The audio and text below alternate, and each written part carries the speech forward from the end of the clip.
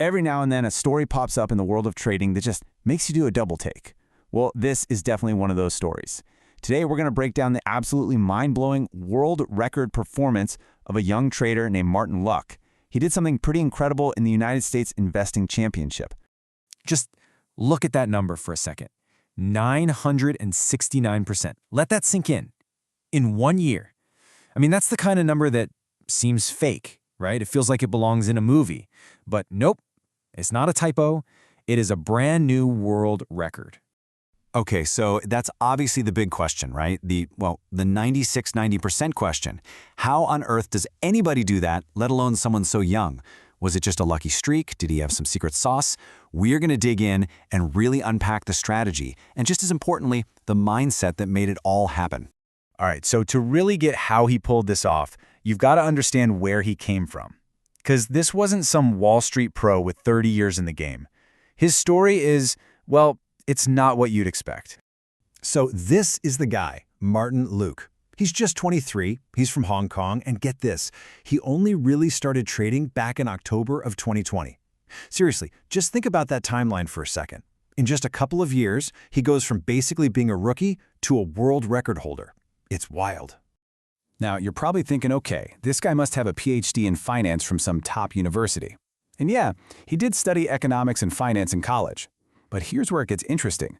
He flat out says that his formal education didn't really help him much. He found that all the academic theories were kind of a distraction from what was actually happening in the markets. For him, it was all about practical, hands-on learning. But listen, his journey was not just a straight shot to the moon. Not even close.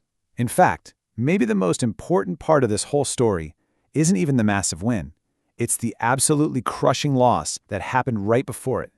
This was the moment everything changed.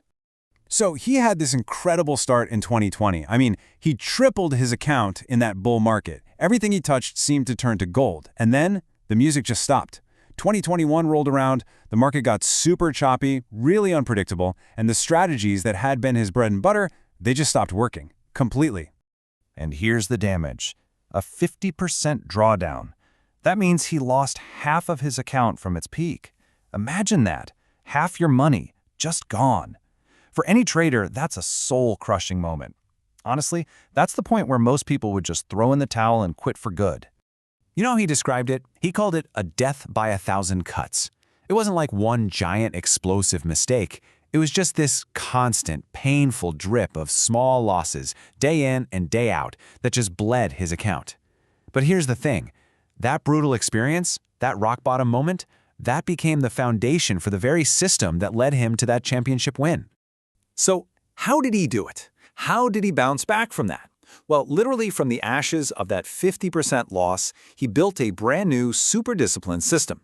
So let's actually break down what this championship winning process looks like. Okay, so his system really boils down to 3 key steps. It's like a funnel. First, he starts big picture. He looks at the weekly chart. He's searching for stocks in a really healthy uptrend, building a solid base. Think of it like making sure the foundation of a building is strong. Step 2, he hunts for the hot sector. He wants to find where the big money, the institutional money, is flowing, right? It's way easier to swim with the current than against it. And then only after those first 2 boxes are checked does he zoom into the daily chart to find his perfect entry point. Now, pay attention to this, because this might be the single biggest, most important change he made.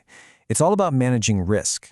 He used to have these pretty wide stop losses, his exit point when a trade goes wrong, at around 5 to 8%.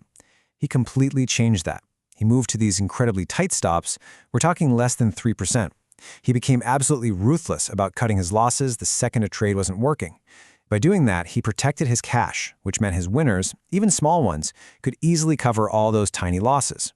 And look, he didn't just invent all this stuff from scratch. He stood on the shoulders of giants. He devoured the books of trading legends. From Mark Minervini, he got his tactical playbook for entries and exits. From Nicholas Darvis, he learned the art of holding on to his winning stocks. And from the classic reminiscences of a stock operator, he really understood the deep psychology of the market. He wasn't reinventing the wheel. He was studying the blueprints left by the masters. Okay, so having a system on paper is one thing, right? But making it work in the real world with real money on the line, that's a whole different ballgame. So let's look at where the rubber meets the road, his best and worst trades during the competition. So on one side, you've got his best trades. These were in the quantum computing space, and they were just textbook. They followed his rules to a T. A hot sector, a beautiful chart setup, perfect execution. Then, on the other side, his worst loss. It was in a smaller, way more volatile stock that gapped down on him. What that means is it closed one day and then opened the next day 35% lower. Your stop loss doesn't even matter at that point. Ouch. A really painful but valuable lesson. And really, the takeaway here is crystal clear, isn't it? His big wins came when he followed the system with discipline. The big loss came from venturing into a super volatile, unpredictable stock where all the rules kind of go out the window. It just goes to show you why sticking to your high-quality setups is absolutely everything.